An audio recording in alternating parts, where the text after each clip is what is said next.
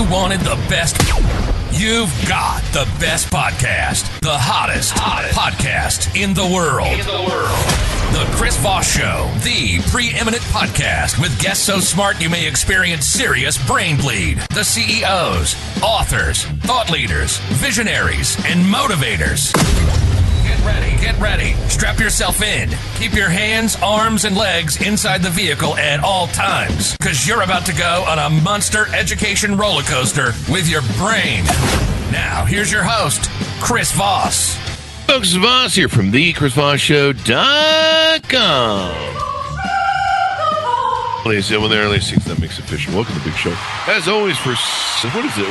We'll be 17 the end of this month for nearly 17 years and 3,000 episodes. We are the oldest living podcast still broadcasting, bringing you shows 1 to 2 times a day. There's no one else doing it. A handful of us to the left, so please support the show. Refer it to your family, friends, and relatives. Just walk up to people on the street, grab their phone, and put us in there as a subscription. No, don't do that. I'll probably get you shot. But you can go to goodreads.com/Chris Voss, LinkedIn.com, YouTube.com, and Facebook.com, and you can see /Chris Voss on all those. The opinions expressed by guests on the podcast are solely their own and do not necessarily reflect the opinions of the host or the Chris Voss Show. Some guests of the show may be advertising on the podcast, but it is not an endorsement or review of any kind. Today's featured author comes to us from bookstolifemarketing.co.uk.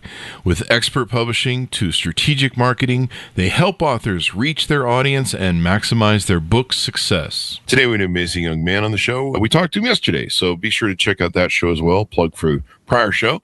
And we're going to get into it with his second book called To the Cross and Beyond, a devotional for the Lenten season by Terry W. Eddinger. We're going to talk about his wares, and those of you who saw the earlier show yesterday can get a chance to know him as well.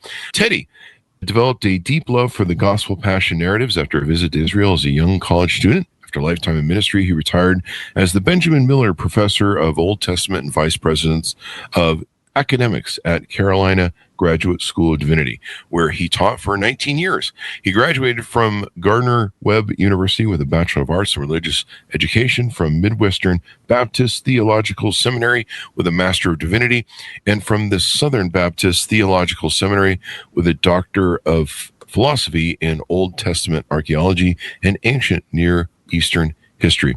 He's retired Rear Admiral from the U.S. Navy Chaplain Corps with 28 years of service. His chaplain, he served the U.S. Navy, the U.S. Marines, and the U.S. Coast Guard. And he spent 16 months on the USS John F. Kennedy in Persian development and was in Iraq during the wars there in 2005. Welcome to the show. How are you there, sir? Hey, I'm doing great. Thanks for asking. Yeah, thanks for coming. We certainly appreciate seeing you again. Give us .coms. Where can people find out more about you on the interwebs? Okay, I have a Facebook page, a LinkedIn page, and I have a page for the books for To the Cross and Beyond at Westbow Press, and you go terryweddinger.com. It's Terryweddinger.com, and you'll find the books listed there. All right. So, Teddy, tell us the 30,000 overview. What's inside this book, please? Okay, 30,000 foot overview. What I've done is I set out to write a devotion for basically the Lenten season, but really the last week, the life, death, burial, resurrection, ascension of Christ, and taking it in chronological order. Now, in order to do that, what I had to do was start with the prophetic messages or passages that point to Jesus and who he's going to be. So in the devotion, I start off with 9 different devotions on the prophecy. I don't cover all of them. There's a lot more than 9 in the Old Testament, but I used the 9, and I did away with any 2 that was similar. I only used 1. But I started off with the prophecies, and also what I did was a lot of those prophecies are actually mentioned or quoted in the Gospels, and so I would pair the Gospel reading with it so you can see both readings. But to show that the Messiah was prophesied for early on, Isaiah back 800 years earlier had prophesied the coming of Christ, just for example. Then what I do is I start with Palm Sunday. As many Christians will know, that's the week before Jesus was killed, when he's riding in on the donkey into Jerusalem. So I start there, and I look at 10 devotions for the week before he dies, Passion Week as it's called, and I look at events. I don't look at his teaching so much. I look at events. And again, as I told you yesterday with The Manger and Beyond, my other book, which I'll plug here real quick, this is a journey. So you're starting a journey with the prophets, you're walking with the prophets, and you're seeing this predicted. And then you're going to go walk with Jesus as he's going into Jerusalem. You're going to go with him to the upper room for the Lord's Supper, for Passover meal. You're going to walk with him on the way to Golgotha, where he was crucified. You're going to walk with his disciples, or his secret disciples, as they take down the body and bury him. You're going to walk with the women who go to the tomb on Sunday morning and find the tomb empty. So the King arrives, is, like I said, is 10 devotions on that week. And then I have a section called the Sleepless Night, which is the night of the Passover meal. There's 11 devotions on that. Mm-hmm. And then the next section I call Cruel Day, which is the day of the crucifixion. And so there's 17 devotions on that day. So there's a big focus on it. And then I actually add 2 additional devotions on Saturday, which is this thing nobody talks about. The Saturday when Jesus is in the tomb, one from looking at it from Jesus' perspective, one from disciples. And then, of course, the ultimate victory. There's a week's worth of devotions to finish off the book that look at the resurrected Christ. Mm-hmm. So people who don't understand what Lent is, we talked about prior, I didn't know what it was until I moved to an area and came across an office that had, I guess everyone was into Lent there. So tell us what Lent is and what it means and what people do to service it, honor it. Yeah. Sure. Yeah, easy question. Good question. Lent, we'll just start with the beginning of it, is Ash Wednesday. Most people are familiar with Mardi Gras in New Orleans, the big parades and all that on Fat Tuesday, which is the day before Ash Wednesday. It's when in some traditions, where you whoop it up real big before you calm it down for the period of Lent. Lent is a time of reflection. It's a time when people often give up something. Like if they drink alcohol, they may give up alcohol. They may give up candy, or they pick something to give up. And it's a way of, you can call it fasting. It's a way of self-restraint, but reflecting on what Christ is about to do in his death, burial, and resurrection. And so there's 40 days of Lent. Lent starts on a Wednesday, Ash Wednesday, and goes until Palm Sunday. And the traditions that focus on Lent is, of course, the Catholic and maybe Orthodox traditions, but high church traditions, Anglican, Methodist, Lutheran. A lot of Christian communities actually do focus on Lent. And so it's really a personal journey. And so that's one of the reasons we wrote the book, is to help people understand that journey and to actually make the journey with Jesus as they're focusing on it, as they're giving up something for Lent, as they're going into like a mourning state as they approach Easter. And it's a way to pay homage to that, and as a religious activity. Yeah. What I do is, can you give up something you don't really do or don't really like doing? I suppose you can, but that's between you and God. That's the way it's supposed to work. And see, I don't smoke, so I'd be like, I'm going to give up smoking for 40 days. I don't smoke. Yeah, you can do that. You can do that, but can you really? Typically, it's something that you actually really do enjoy. That is a sacrifice. It's supposed to be a sacrifice. It's supposed to be a sacrifice. Okay. Yes, it's supposed to be a sacrifice. It hurts the cigarette companies if I don't buy cigarettes, but I don't smoke. So I don't know. I'll have to figure something. I won't clip my hangnails or something. I don't know. Yeah. That'd be a sacrifice, because then they're just painful. Anyway, I'm just doing jokes. So you write this out. Now, you're an archaeologist, right? I think we talked about That's a little correct. bit about this yesterday. You're an archaeologist. And how has that influenced both these books that we talked about? You're moving through the terrain, the geography. You're walking people through the walk of the folks in the books. So tell us how that kind of plays into how you tell these stories and lay out the map. That's a good question. What I've done in the past, I've done excavation work in Israel and southern Israel. I've been on trips to Israel other than archaeology. I've done 2 summers in Jordan and what would be ancient Moab. And I've done 2 seasons in Greece and north of Athens a little bit, but particularly in Israel and in Jordan, where the climate and is all pretty similar there. What I want the people to understand is the little nuances of stuff. For example, like when Jesus is coming into town. He's riding the donkey on Palm Sunday, and they're calling out, they're praising God, the people are, and the Pharisee says, hey, can you get everybody, Jesus, hey, about quieting everybody down. And he says, if they don't cry out, even the stones will cry out. Okay, so now he's just made a reference to natural stuff. Now, what does that mean?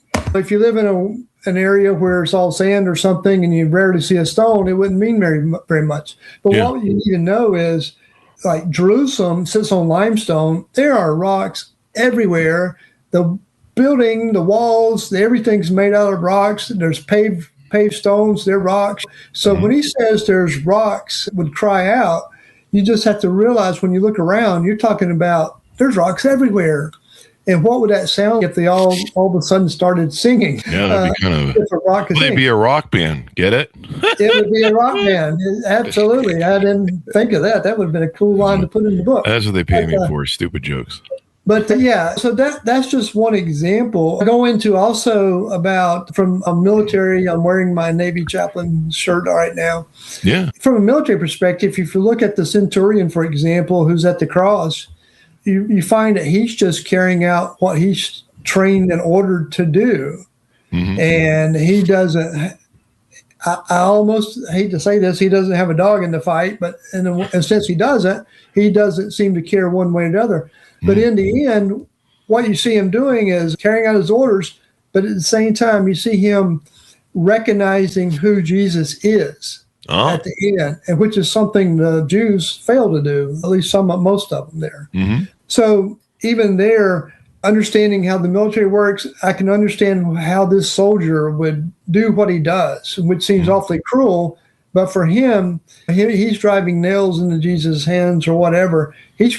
I hate to say it, but he's probably done this 1,000 times because the Romans crucified a lot of people. Yeah, another day on the job. Yeah, it's just another day on the job. Just carrying out his task. But what's really interesting, and I've talked about that, there's one devotion dedicated to that centurion that he recognizes who Jesus is when others fail to. So that comes into play. One of the things I talk about, you asked about the archaeology and geography. The women are going to the tomb when it's dark and it's Sunday morning and the tomb's going to be empty. And I talk about what they're going to hear on the way. There's a lot of doves in the Middle East. So when you get up in the morning, there's a lot of cooing. You hear the cooing of the doves. You hear the chirping of the birds. This is probably March, April time frame. So there could be flowers because that's coming out of the rainy season. There could be some grass. There's probably the wind blows off the Mediterranean a lot of times. So there's probably a cool breeze blowing, at least a slight one at that time of day. So I talk about things like that. And it would be because it's not a lot of rain there. There's oftentimes the smell of dust in the air. So I try to engage the reader to use their senses to imagine as they're walking with the women, what the women are experiencing. And part of that is because I've been there. I kind of know what to expect and what the people what they would have seen and heard. It wouldn't have been that different than the ancient times. Yeah. Your ability to give that geography and some of these details really fill in the blanks. They give it a three-dimensional thing. Because I think we were talking yesterday, and the Bible kind of runs through stuff. It does. Yeah. Jesus and Joseph, they went to Bethlehem. There's a baby there. It's kind of filling in the blanks and the character development maybe a little bit more, and the geography adds a three-dimensional sort of look to it and gives it more depth, I think, and more value. I think it does too. And I talk about customs a lot, social customs, what to expect, what not to expect, what they can and can't do. So that's added in too. Again, the Jews, for example, the women, they go in on Sunday morning to the tomb. Okay, why didn't they go Saturday morning? Okay, that's a question. Jesus is dead, had been buried for 12 hours. Why didn't he go Saturday morning? That's the Sabbath. Oh, okay. They can't go on the Sabbath. It's considered work if they do, and you can't work on the Sabbath. So Sunday morning was the first opportunity they could go and not violate the Sabbath law. So there's little things like that I put in to point out that, hey, things are working for a reason, okay? Yeah. Yeah. Now, did you feel like, what inspired you to write the book? Do you believe that Christians need more of this today, or these particular things? Okay, yeah, good question. what inspired me to write the book is that I've read a number of devotions for Lent before. It's not uncommon for a person or a group of people to put out a devotional for Advent or for Lent. Often they're just feel-good stories with some scripture text assigned to it, and it may or may not have anything to do with the story. And so, although you may learn something from the story, it doesn't help you develop your understanding of your faith. Okay, and so what I wanted to do is I wanted to write a devotional that would take somebody on a journey through the absolute key part of Christianity. The life, death, resurrection of Christ is the heart of Christianity. And I wanted people to understand what they believe and why they believe. They don't have to believe what I say. I'm going to challenge them to think for themselves. I want them to think for themselves. But I want them to reflect on what they read. So I want them to focus on the scripture. This journey, by the way, they're on a journey to the cross, right? That's the title. When I don't want them doing this like a sprint, okay? I want them walking slowly, and I want them to take the time and pause and look at things. For example, I've got a devotion in here on a number of things, including the rooster crowing when Peter denied Jesus 3 times. The rooster crows, and it sends a signal to Peter, because Jesus told him, before the rooster crows, you'll deny me 3 times. So when the rooster crowed, Peter's got an aha moment going, or a holy crap moment, however you want to say it, and he realizes he had denied. So I talk about the rooster. He goes to the fire to warm himself, and I talk about the fire and what the draw of the fire is. He's drawn to the fire to get warm because it's a cold night. But if he goes to the fire is nighttime, the fire produces light. He's going to risk being recognized. So he's got a dilemma. Does he want to get warm and risk being recognized, or does he want to stay cold and stay incognito? So anyway, I look at things like that. I look at things like gospel message itself, for example, is posted right there on a sign right above Jesus' head. Pilate had to write something. So he writes Jesus of Nazareth. So he gives the name, his location, where he's from. And then he writes the next phrase, which is supposed to be his crime. And his crime is, according to what Pilate wrote, King of the Jews. Oh, wow. That's wow. Wait a I guess it's king competition, maybe? Is that what it's a very, very powerful statement on who Jesus is. And he was really worried about him. Right there for everybody to see. Yeah. And of course, the high priest and the rabbis, the priests didn't like that sign being there. But Pilate says, I wrote what I wrote, so therefore it's going to be there. And it's his way of getting back at the priest. But in reality was the sign was accurate. And so the message was there for all to see. So I encourage the reader to stop and look at things like the sign. Look at things like Jesus was given a robe, a scepter, and a crown, right? The royal emblems. And then the Romans put it on them, and then they took it off. But I talk about those things and how that fits in, the symbolism there. Yeah. So again, as you're going through it, you're going to go through the devotions chronologically, and you're going to stop and look at little things like that. So I slow it down, and that was really what I wanted to do. I wanted the reader to slow down, take the 40 days or more of Lent, plus the Holy Week, Passion Week, and a week after, actually, with the resurrection. But to slow down and concentrate on the different little aspects and not just blow through it and say, yeah, okay, Jesus died, resurrected. Okay, got it. No. Why do you believe this? What does it all mean? And I connect it with the Old Testament passages.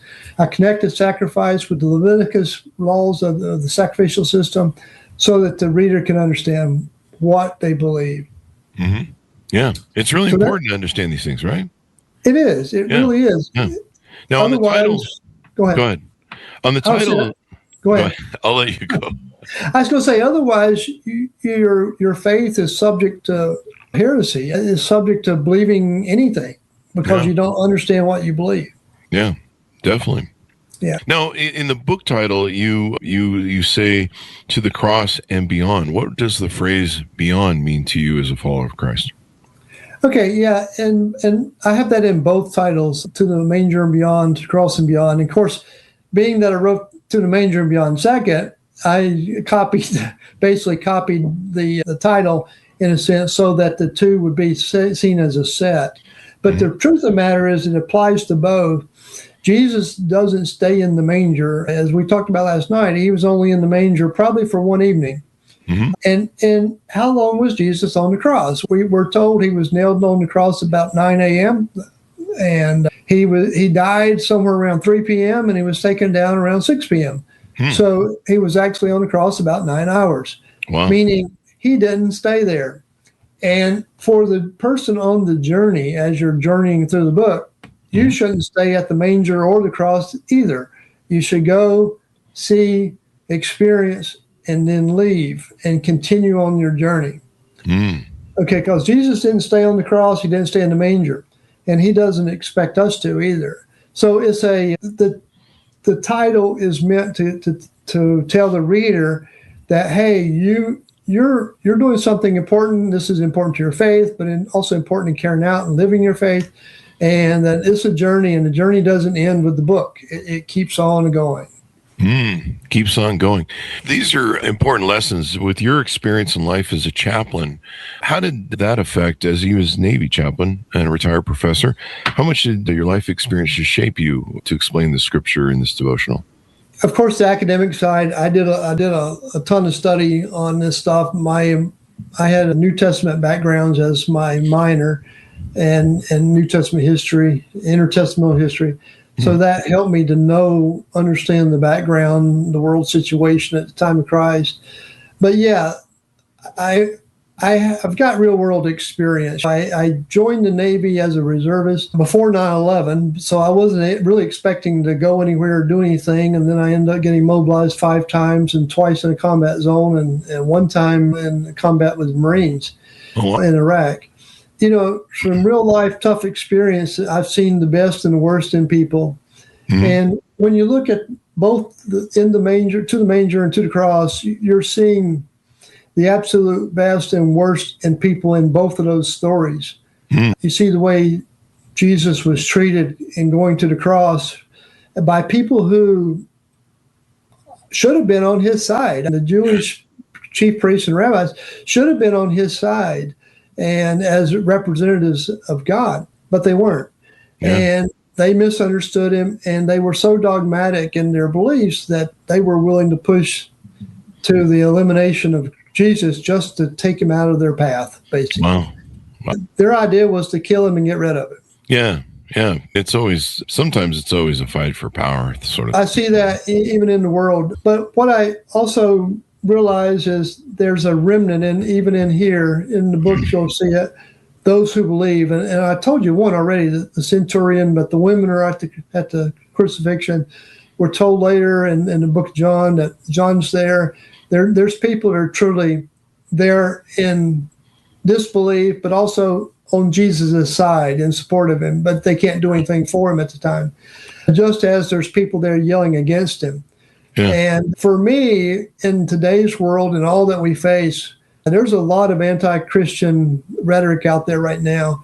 And you got to be willing to stand with the centurion or with the women and when the crowd's against you and say, hey, Jesus, I'm on your side.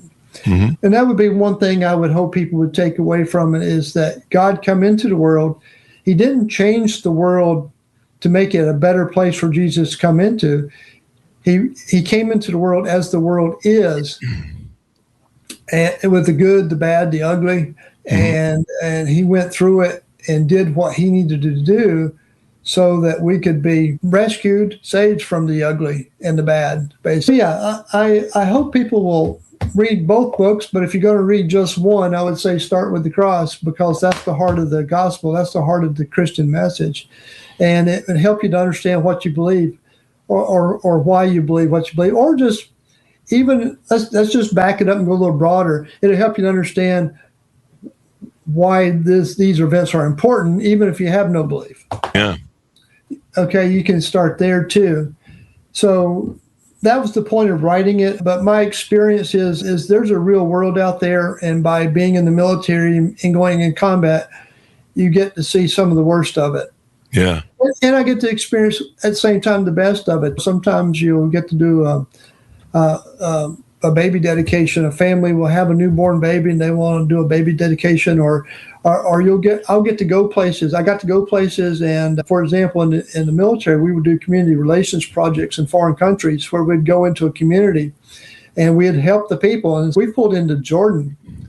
And Aqaba, Jordan I was on an aircraft carrier. We were the first in '99, and we were the first aircraft carrier to pull in there in a long time. I was on John F. Kennedy. And we went and played soccer with orphan kids, kids at an orphanage. And we went and fixed a playground for these deaf kids, these kids that had various degrees of hearing loss. But they had a playground, and the only thing that worked on the playground was the sliding board, because there's not much to break on that. But we fixed the teeter-totter, the swings, and painted a mural on the wall and everything. And, most of those kids we couldn't talk to, didn't understand us in English. They couldn't hear us, part of them anyway. Uh-huh. But we had a great time because we were all just humans and shared the good side of humanity. And I would call it the love of God. And we played soccer with kids. And they enjoyed it. They beat us, but we had a good time. And that I got to see, in traveling, I got to see the good and the bad.